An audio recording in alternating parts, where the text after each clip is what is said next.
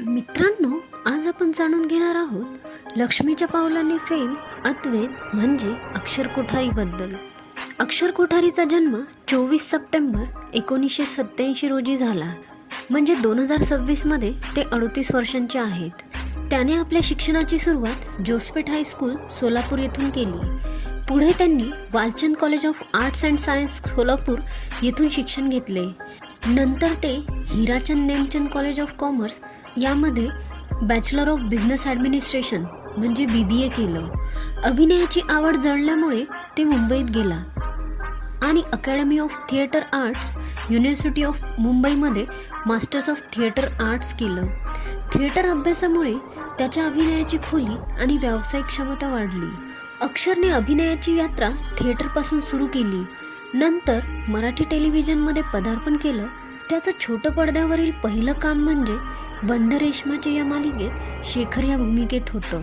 नंतर अक्षरने अनेक मराठी मालिकांमध्ये काम केलं होतं, ज्यात प्रमुख आहेत बंद रेशमाचे शेखर, 2013 मध्ये आराधना या मालिकेत संभव महाजन, 2014 ते 16 मध्ये कमला या मालिकेत देवाशीष, 2017-18 मध्ये चाहूल या मालिकेत सर्जेराव भोसले, 2018-19 मध्ये छोटी मालकीन यामध्ये श्रीधर चांदोकर, 2020 मध्ये स्वाभिमान शोध अस्तित्वाचा मध्ये शांतनू सूर्यवंशी.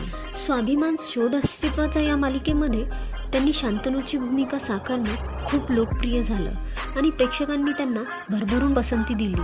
अलीकडेच त्याने लक्ष्मीच्या पावलांनी या मालिकेत अद्वैत ही भूमिका साकारली होती. अक्षरने TV व्यतिरिक्त वेबसिरीजमध्ये मुंबई डायरीज 26/11 मध्ये इन्स्पेक्टर मयंक भट्टची भूमिका केली आहे आणि त्याचं मोठ्या पडद्यावरील पदार्पण आगामी मराठी चित्रपट परिणीतीमध्ये महत्त्वाच्या भूमिकेत होणार आहे. अक्षर प्रति एपिसोड 25 ते 30 हजार इतके मानधन घेतो. त्यांच्या वैयक्तिक आयुष्याबद्दल बोलायचं झालं तर अक्षरने 2015 मध्ये मानसी नाईकशी लग्न झाले होते. 2021 मध्ये त्यांचा घटस्फोट झाला. त्यानंतर अक्षर कोठारीने 20 जून 2025 रोजी आपल्या बालपणीच्या मैत्रीण सारिका खासनीसोबत गुपचूप लग्न केलं आहे. मित्रांनो, तुम्हाला अक्षरची कोणती भूमिका सगळ्यात जास्त आवडती कमेंटमध्ये सांगा आणि अशाच मराठी अपडेटसाठी व्हिडिओला लाईक आणि चॅनलला सबस्क्राईब करायला विसरू नका.